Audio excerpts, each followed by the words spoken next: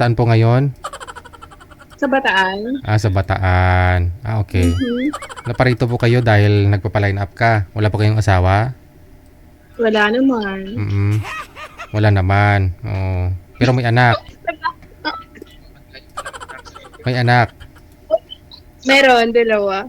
Ilang taon na hong bunso? 24. Di malaki na. Ilang taon na po ba kayo? 43. 24 yung bunso. Yung panganay? 27. 13 years old ako Lami kayo. Kaya naman pala. Oo. Pero yung asawa ko, kakagraduate lang yun ng college. Ilang taon siya that time? 21. 21, tapos ikaw 13. Ano reaksyon? Yeah. Nung nalaman ng mga magulang mo? Anong sabi?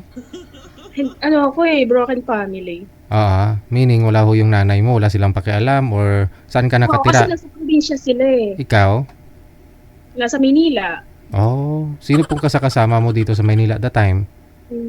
That time, mamang kasama ko yung ate ko, tas mga tita ko. So parang hindi ka na rin nila binabantayan, no? Kaya ganun. Tapos yung pamantayan ko sa buhay ko noon, kung hindi ka tapos ng college, wala ka.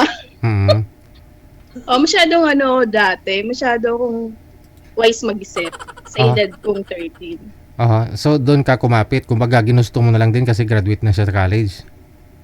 Syempre, kaya kaming buhayin eh. Hindi sa magkaanak ako, kaya akong pakainin. Ang tanong, saan na po siya? Sumama na sa iba. Yun, sabi ko eh.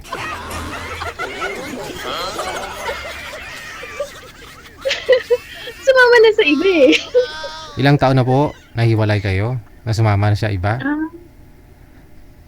Since 2002. 2002? Yung bunso mo that time, ilang taon pa lang? 2000 ko siya pinanganap. Year 2000, 2 taon. So 26 na po yung bunso mo ngayon? 24 lang. 2026 na eh. Ayun po pala. 26 na. 26 na siya? Kasi 2000 ko siya pinanganak. Wala pa hong may mga asawa sa kanila, sa mga anak mo? Meron, yung panganay. So kasama mo na lang yung bunso? Hindi, nandun siya sa lola niya, sa biyanan ko.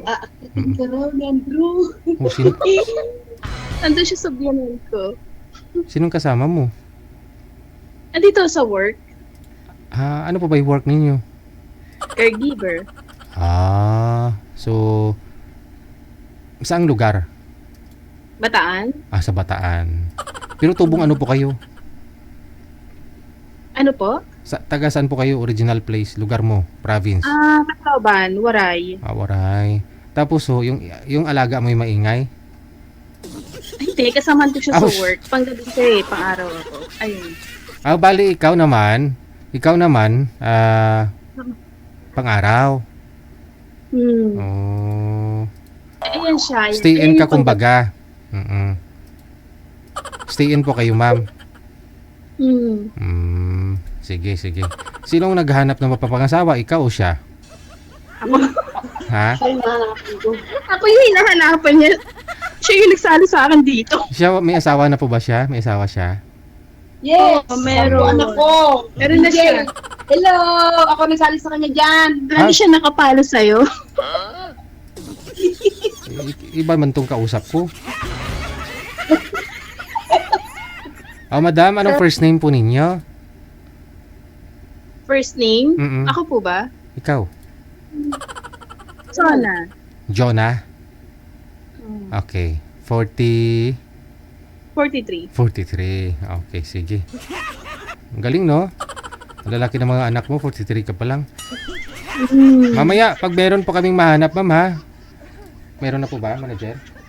Sige lang. Sige, tatawag po kami pag meron na, ha? Okay. 13 anyos, no? Wow!